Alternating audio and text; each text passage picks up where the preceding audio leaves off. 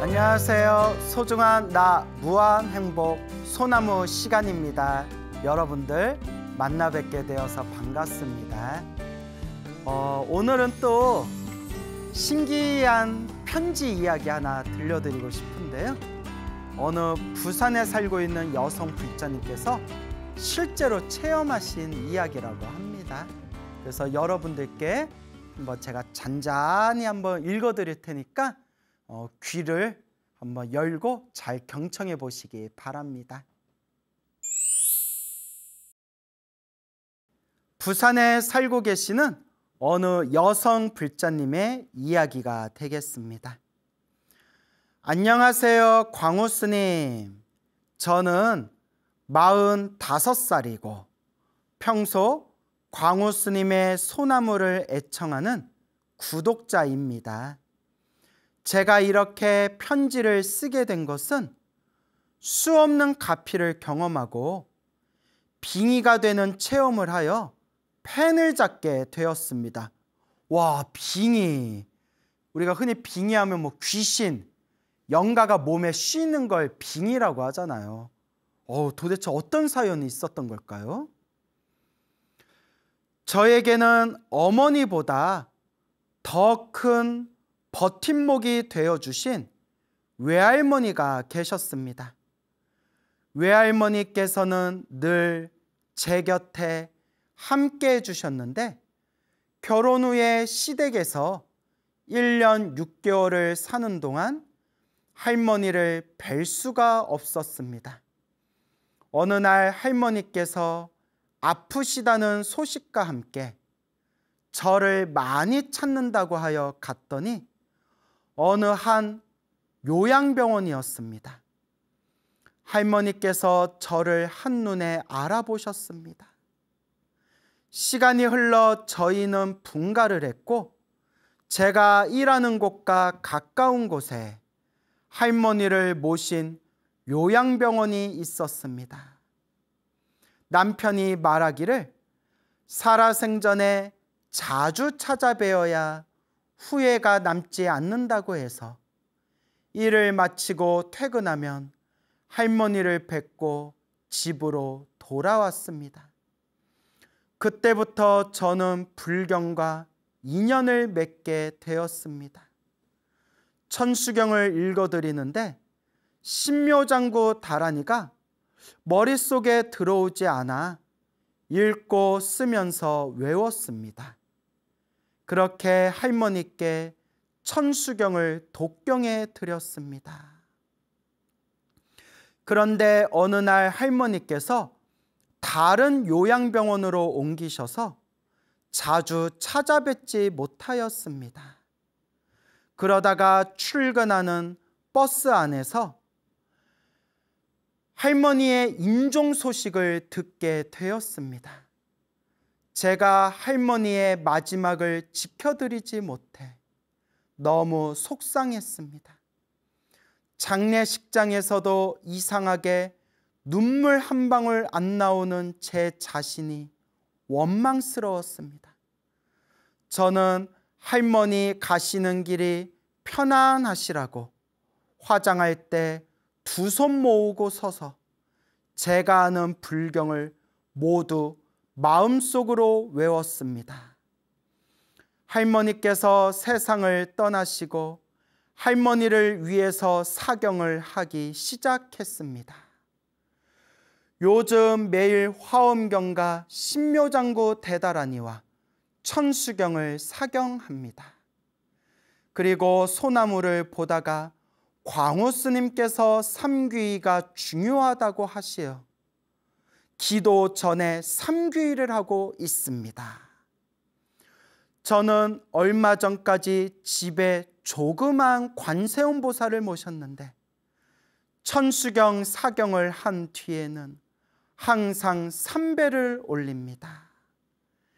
지금으로부터 2달 전쯤의 일입니다. 지금으로부터 2달 전쯤의 일이라고 합니다. 잠을 자고 있는데 갑자기 침대에서 몸을 반으로 벌떡 일어나더니 제 입에서 얘야 할미다 하면서 제 입에서 말을 하기 시작했어요. 할머니 하며 펑펑 울었고 글로 다 표현할 수 없을 정도로 할머니와 저와 교감을 나누었어요. 놀라서 자다 깬 남편이 저를 진정시키려 하자 저의 몸이 남편의 배를 툭툭 치며 남편 이름을 부르면서 아내한테 잘해라. 남편은 그러겠다고 대답을 하고 손녀야 착하게 살아라. 이제 사진도 다 지워라. 할미는 이제 갈란다. 놀란 남편이 이 상황의 일부를 녹음까지 했습니다. 저는 진정이 되지 않아 여우는 계속 남았고 장례식장에서 울지 못한 눈물을 펑펑 쏟을 수 있어서 기분 좋은 눈물이었다고 할까요? 그 후 저는 늘 같은 일상을 보내다가 근래 살짝 한 번의 빙의가 되었기도 했습니다. 아무도 이해 못할 것입니다. 요즘은 잘 모르겠지만 제가 천수경 사경을 할 때면 좋은 일이 생기는 것입니다. 광우 스님 법문을 들으며 아, 이것이 가피구나 라고 생각합니다. 이렇게 제 일상에 스며들어 수많은 가르침과 즐거움을 주시는 광우 스님께 감사함을 전합니다. 예, 여러분 어떻게 편지의 내용 잘 들어보셨습니까? 아마 우리 세상을 떠난 외할머니께서 사랑하는 손녀가 너무 슬퍼하는 모습을 보고 잠시 스쳤다 왔다 가셨나 봅니다. 세상에는 이렇게 논리적으로 혹은 과학적으로 설명할 수 없는 신비 현상들이 많습니다. 그래서 우리 불교설화라든가 혹은 또 옛날 큰 스님들 법문이라든가 또 여러 불자님들의 기도가피 이야기를 보면 이런 비슷한 신비적인 일들이 간간히 일어나더라고요. 그래서 아마 할머니가 우리 손녀가 너무 슬퍼하는 모습을 보고 착하게 살아라. 할머니 사진도 이제 다 지워라. 그래 이제 나는 가겠다. 갈란다. 이렇게 마지막 작별 인사를 하셨나 봅니다. 사람은 죽은 뒤에 과연 어떻게 되는 걸까요? 솔직히 모르죠. 내 두 눈으로 본 것도 아니고. 다만 우리가 불교라는 입장에서 봤을 때 부처님 가르침에서는 분명히 사람이 죽으면 자기가 지은 업의 이념 따라서 다음 생 끊임없이 몸을 받게 된다. 새로운 몸을 받게 된다라고 부처님께서 말씀을 하셨습니다. 이걸 윤회라고 합니다. 윤회. 그래서 우리가 번뇌망상이 다 사라지고 모든 그런 어떤 마음에 왜곡되어진 그런 번뇌와 망상의 작용이 완전히 소멸하면 우리는 윤회에서 벗어난 완전한 자유인 그리고 영원한 행복을 얻게 된다라고 불교에서는 이야기를 합니다. 우리 중생들이 살아가는 모습, 태어나고 죽고 태어나고 죽는 그 모습을 불교 교리에서는 크게 4단계로 나눕니다. 4단계, 4개의 단계로 나누는데요. 그게 생유, 사유, 본유, 중유라고 합니다. 생유, 사유, 본유, 중유. 생유는 태어난 걸 생유라고 합니다.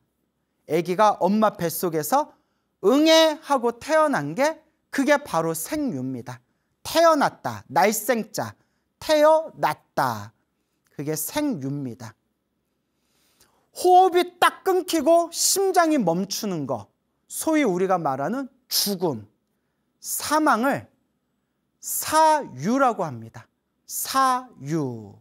그래서 생유는 태어남, 사유는 죽음이라고 합니다.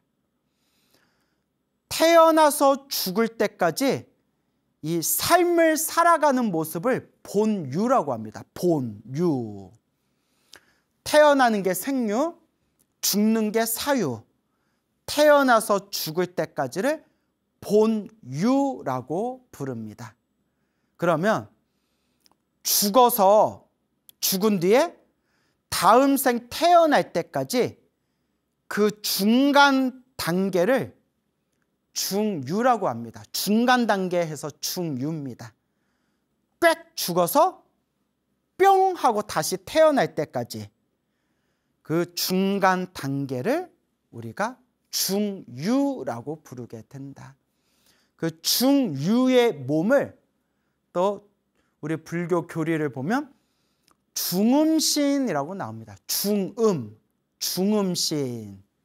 이 중음신을 우리 한국 불교에서는 영가라고 부릅니다. 영가. 그래서 여러분 절에 가서 뭐 천도제를 지내거나 49제 지낼 때 스님들의 요령을 딸랑딸랑딸랑 흔들면서 뭐 홍길동 영가시여 하고 이렇게 영가여 하고 부르거든요. 그래서 이제 죽어서 다음 생 몸 받기 전까지의 중간 단계를 중음, 중음신이라고 합니다. 참 재밌죠. 근데 우리 북방불교에서 소승불교의 백과사전이라고까지 불렸던 아비달마 구사론이라는 엄청나게 유명한 책이 있습니다. 그냥 불교학을 공부하면서 콧방귀 뀌는 사람이라면 반드시 봐야 할 필독서가 아비달마 구사론이라는 책이 있는데, 근데 잘 안 봐요. 솔직히 왜 잘 안 보냐면 엄청 어려워요. 엄청 어려워요. 저도 몇 번이나 보다 말다 그래서 아비달마 구사론이라는 아주 어려운 책이 있는데, 그 아비달마 구사론에서는 중유, 중음이라는 게 있다라고 인정을 합니다. 그리고 또 우리 대승불교에 미륵보살님께서 세법하셨다라고 알려져 있는 유가사지론이라는 책에 보면, 유가사지론이라는 책에도 중유, 중음이 있다라고 이야기하고 있습니다. 그래서 우리 북방불교 쪽에서는 중유, 중음, 중음신이 있다라고 보고 있는데, 저 미얀마 쪽에 니까야를 연구하는 니까야 불교의 논문인 아비담마 불교, 저 남방 상좌부라고 부르거든요. 미얀마, 스리랑카, 태국 쪽 남방 상좌부 아비담마 불교라고 불리는 곳에서는 중음을 인정하지 않습니다.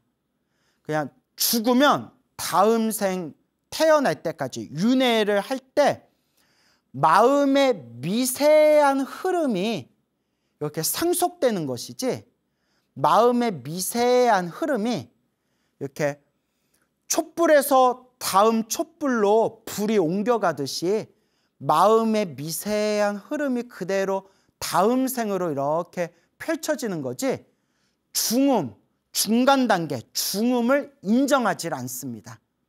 그러니까 뭐 누구 말이 맞는지 모르겠어요. 뭐 이런 거 따지면 한도 끝도 없어요. 왜냐하면 불교 공부하는 사람도 결국은 자기 견해가 각각이기 때문에 막말로, 쉬운 말로 내가 뭐 성불해야 알 수 있는 거예요. 다만 우리 아비달마 구사론, 유가사지론 같은 북방불교 논서에서는 중유, 중음을 인정한다라고 나오고요.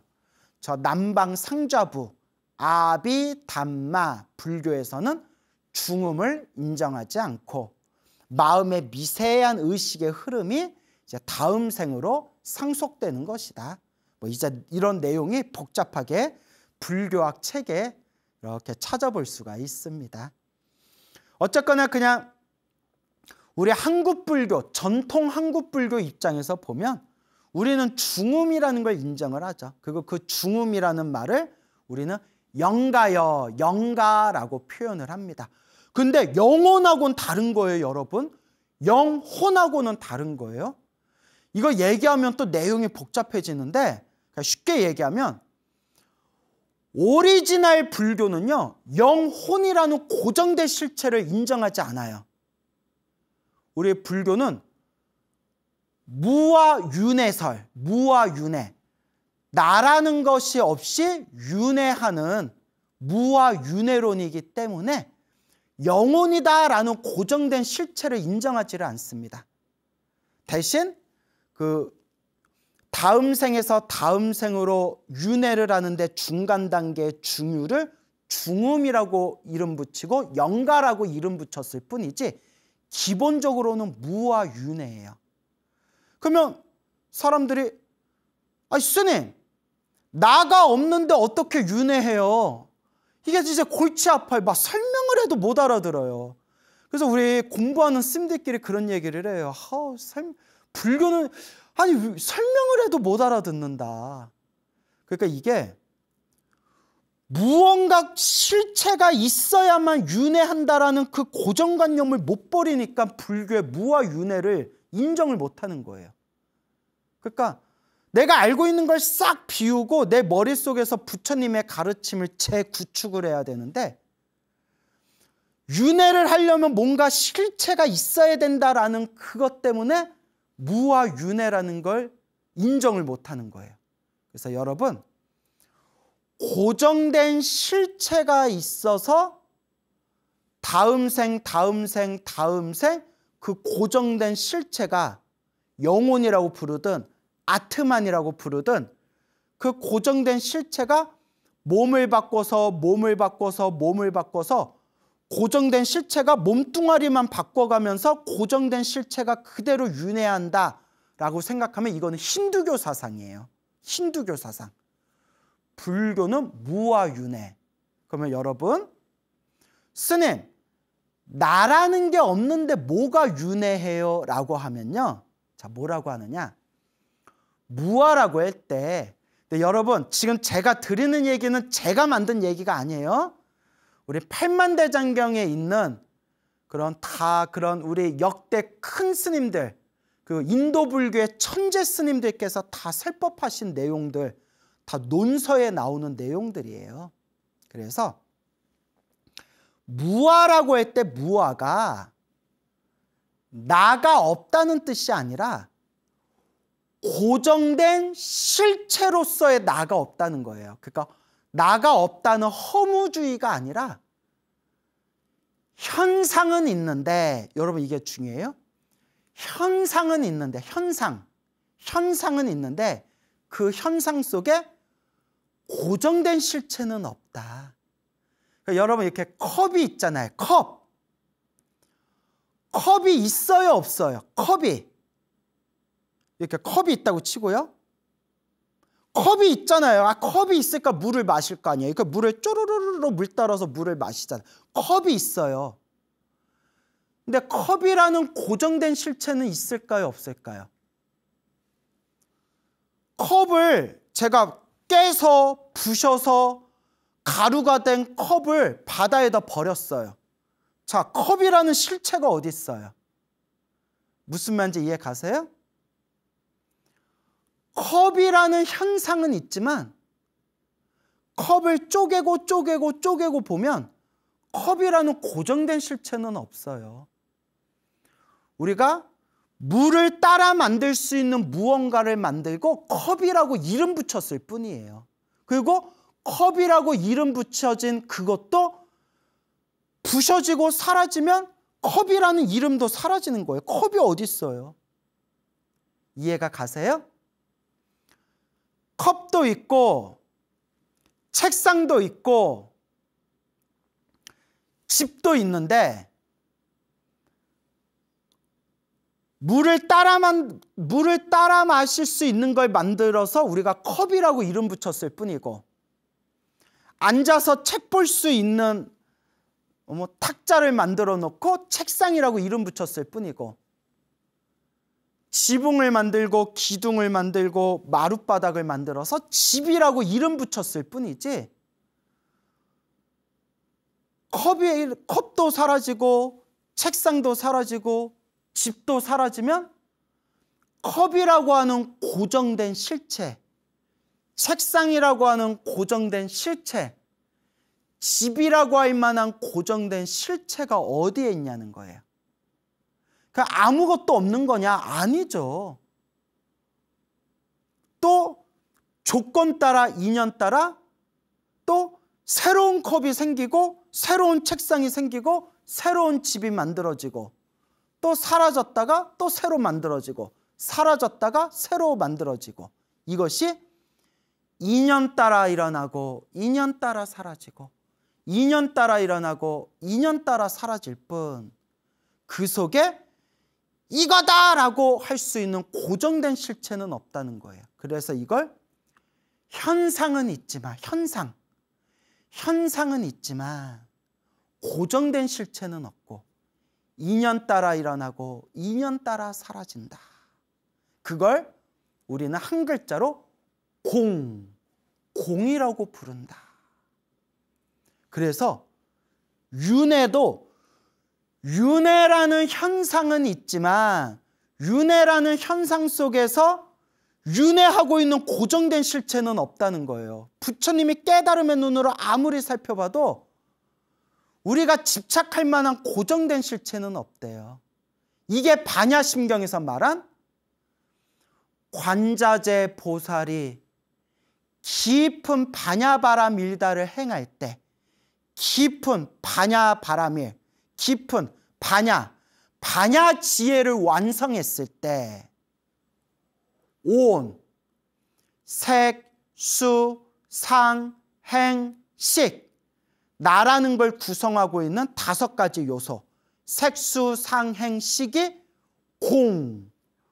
온이 공하다는 것을 비추어 보고, 그러니까 우리는 여태껏 내 몸뚱아리, 내 느낌, 내 생각, 내 의지, 그리고 내 인식, 내 육체와 정신이 나라고 당연하게 집착하고 살았는데, 색수, 상행, 식이 다 공하다는 것을 비추어 보고, 고정된 실체가 없다는 것을 꿰뚫어 보고, 모든 고통과 재앙에서 건너느니라, 완전한 해탈과 자유를 얻었느니라. 이게 모든 것은 인연 따라 일어나고 인연 따라 사라지고, 인연 따라 일어나고 인연 따라 사라지는 그 현상에는 고정된 실체가 없고, 고정된 실체가 없는 그것을 우리는 공이라고 부른다. 그러니까 무와 윤회는 나가 없다는 게 아니라, 광우는 있잖아요. 광우가 있잖아요. 광우. 누구는 나를 스님이라 부를 거고, 누구는 나를 중이라고 부를 거고, 누구는 나를 그냥 야라고 부를 수도 있고, 야 광우야 이럴 수도 있고, 어쨌거나 배고프면 밥 먹고 졸리면 잠자고, 지금 불교TV BTN에서 떠들고 강의하고 법문하고 있는 요 소나무의 광우라는 존재는 있잖아요.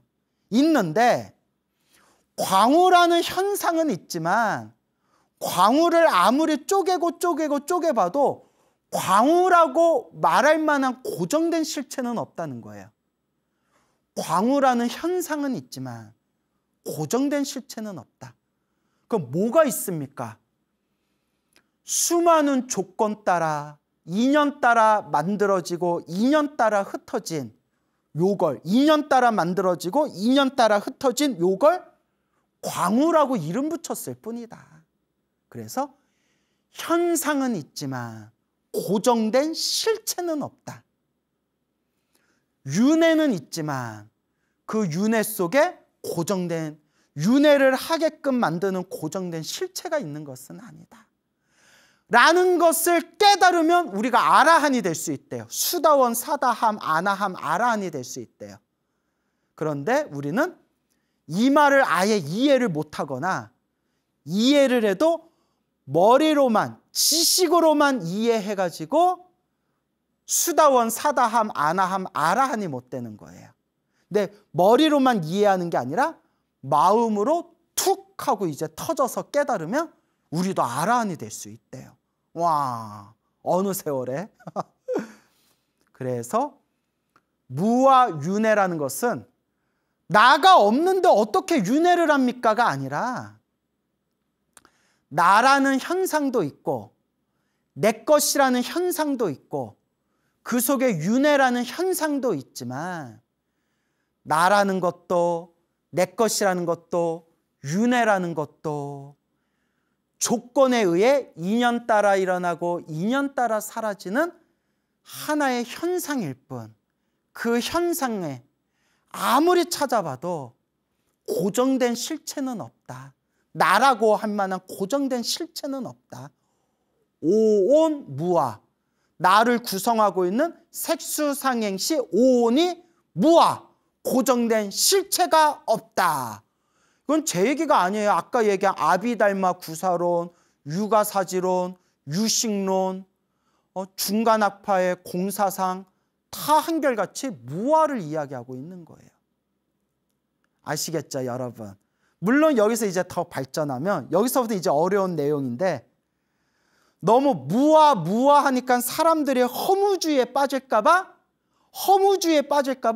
그런데 우리 마음에 부처님과 똑같은 성품이 있다. 그걸 불성이라고 부른다라는 또 열애장사상이라는 게 또 나오게 돼요. 근데 이제 이런 거 얘기하면 이제 소나무가 아니라 무슨 불교 붓다로드가 돼버리는 거니까 예, 그래서 어쨌거나 이렇게 불교가 심오하고 깊이가 있습니다. 다만 무와 윤회에 대해서 좀 정확히 이해했으면 좋겠다.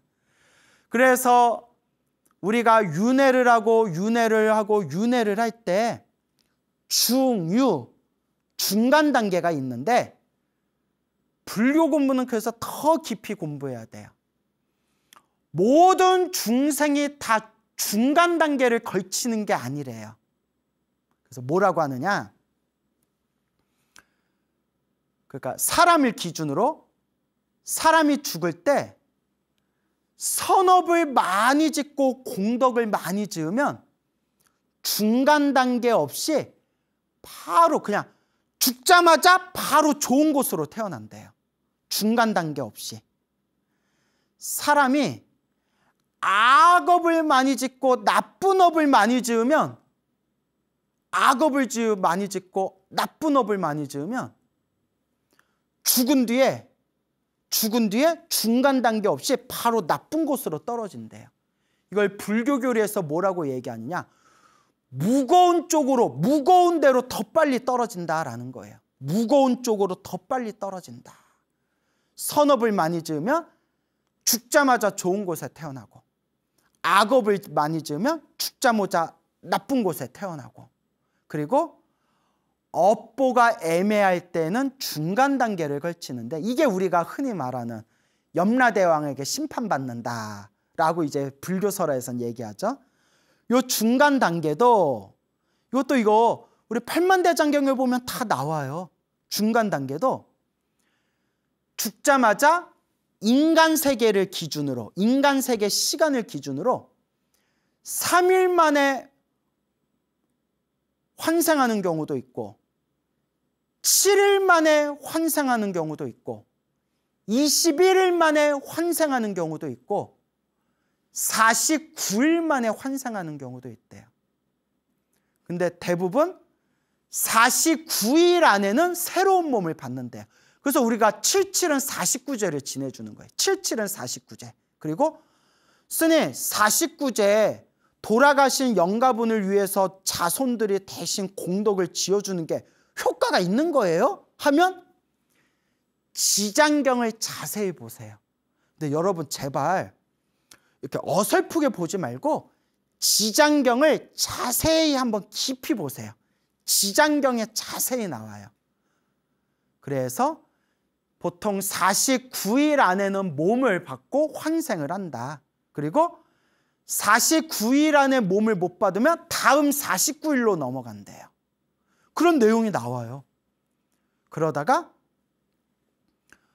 계속 몸을 못 받고 몸을 못 받으면, 그러니까 업보가 두껍거나 막 이 이승에 막 집착이 두꺼우면 몸을 또 못 받는 경우가 있대나 봐요. 큰 스님들 법문에 보면 몸을 못 받다가 결국에는 그냥 구천을 떠돌게 된대요. 이승도 아니요 저승도 아니요 구천을 떠돌게 되는구나. 그 구천을 떠도는 것 자체가 귀신의 몸으로 환생한 거래요.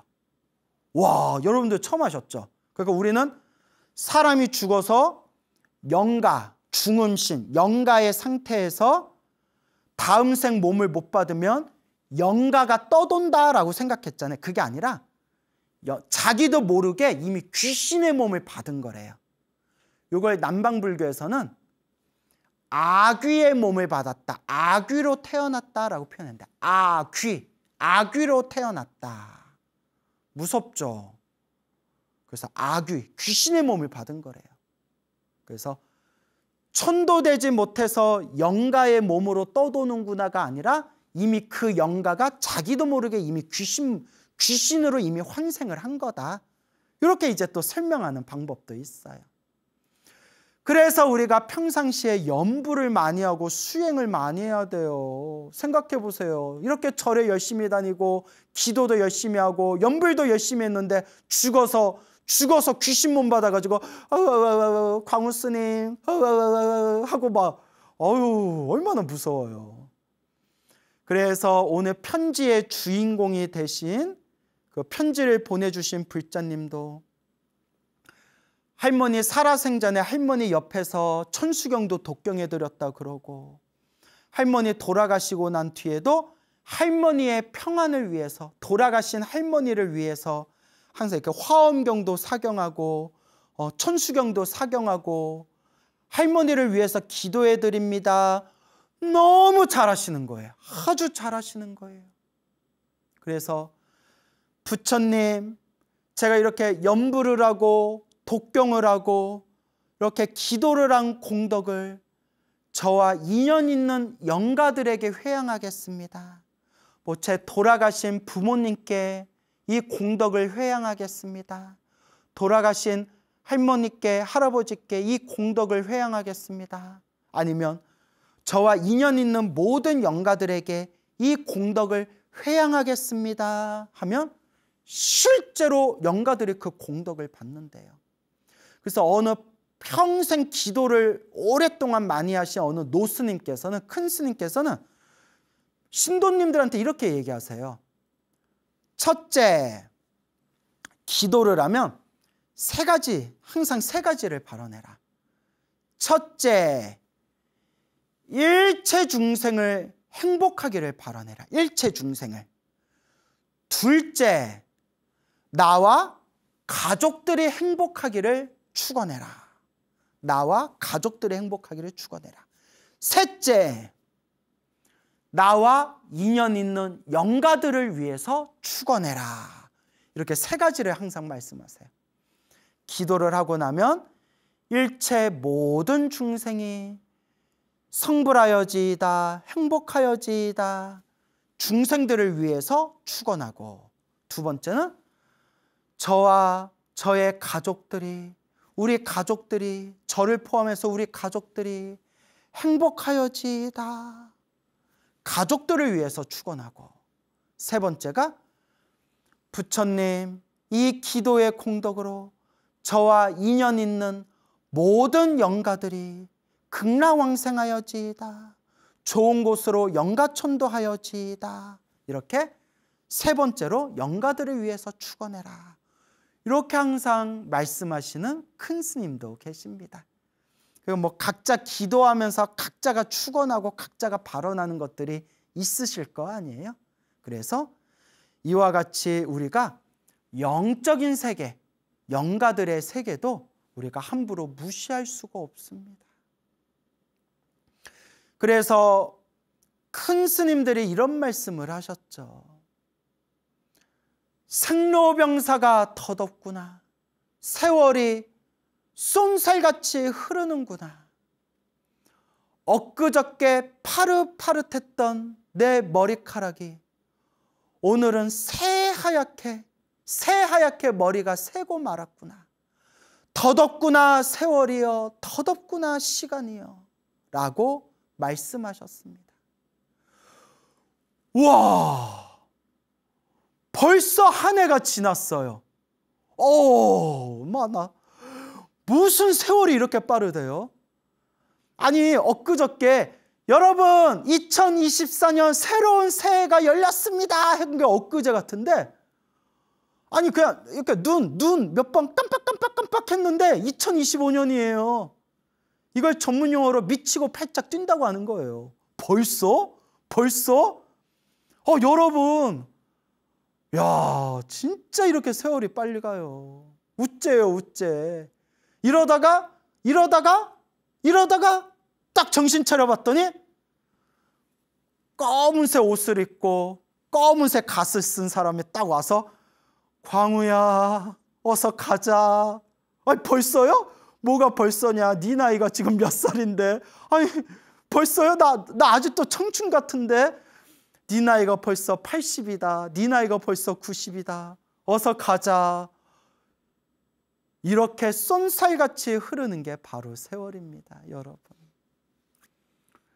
누군가의 죽음을 보았을 때 불자들은 저게 남의 일이 아니구나. 언젠가도 내 이름으로 장례식 할 날이 오겠구나. 그러니 지금 조금이라도 건강할 때, 조금이라도 체력이 있을 때 지금 공덕을 닦아야 되겠구나. 마음을 좀 수행해야 되겠구나. 내가 부처님 가르침을 좀 닦아야 되겠구나 라고 마음에 되새겨야 됩니다. 그래서 불교에 수많은 수행법이 있고 부처님의 수행법 하나하나는 다 소중하고 훌륭하지만 저는 우리 불자분들한테 염불을 많이 권해드려요. 염불해라. 저는 항상 나무아미탑을 극락왕생 항상 발언하면서 나무아미탑을 염불하고 있고요. 관세음보살님이 좋으신 분들은 관세음보살을 염불하시고, 지장보살이 좋으신 분들은 지장보살을 염불하시고, 저는 염불을 많이 하라고 권해드려요. 물론 신묘장구 대다라니도 좋고, 능엄주도 좋고, 금강경 독송도 좋고, 법화경 사경도 좋고, 삼천배도 좋고, 다 좋아요. 그러니까 하시고 싶은 거 하시면 돼요.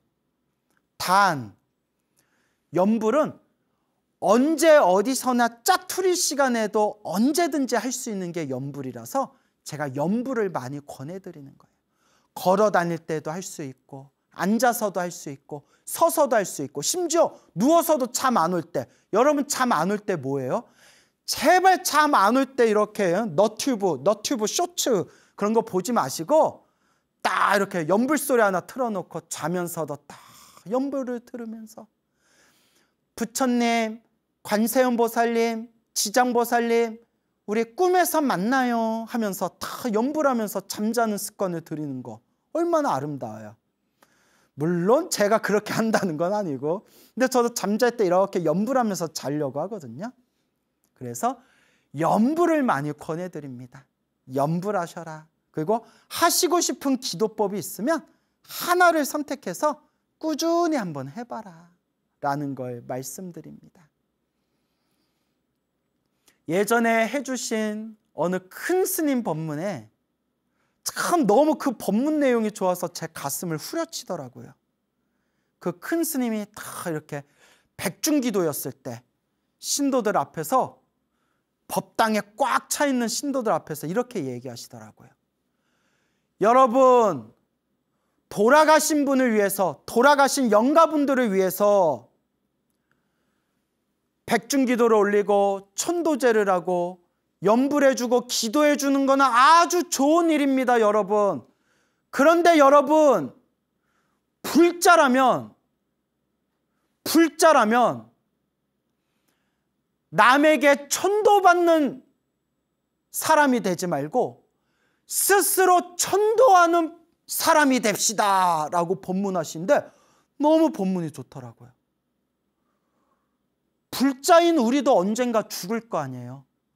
우리가 죽을 때 나 죽은 뒤에 누군가가 나를 천도해 주는 불자가 되지 말고, 누가 나를 천도해 주는, 천도를 당하는 불자가 되지 말고, 살아생전에 열심히 제대로 닦아서 스스로를, 나 죽을 때 나 스스로 천도하는 불자가 됩시다 라는 말씀을 듣고 참 좋다, 너무 좋다, 나 광우도 나 죽을 때 나 스스로 천도하는 불자가 돼야 되겠다.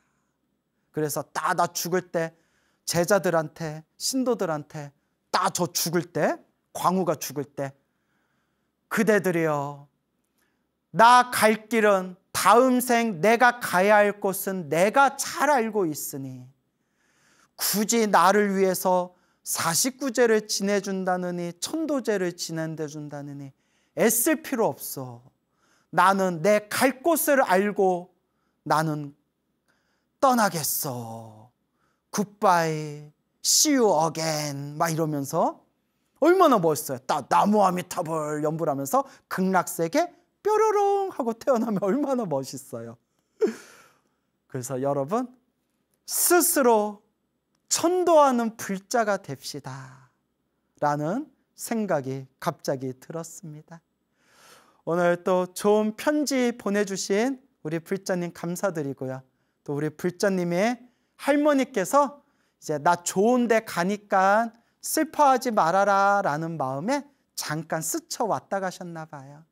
우리 불자님도, 편지 보내주신 불자님도 지금 같은 마음으로 꾸준히 그렇게 염불하고 사경하시고 부처님 가르침 닦으시고요. 그리고 이 소나무를 보고 계시는 우리 불자님들께서도 항상 나와 인연 있는 영가분들을 위해서 공덕을 지으시고, 제일 중요한 게 나는 나 죽을 때 나 스스로를 천도하는 불자가 되겠다 라는 마음으로 잘 닦아나가시기 바랍니다. 여러분, 행복해지고 싶습니까? 행복한 삶을 창조하고 싶습니까? 복을 지으십시오. 선업을 지으십시오. 공덕을 닦으십시오. 복과 선업과 공덕의 힘이 여러분들을 진정한 행복의 길로 이끌어 줄 것입니다. 여러분, 성불하세요.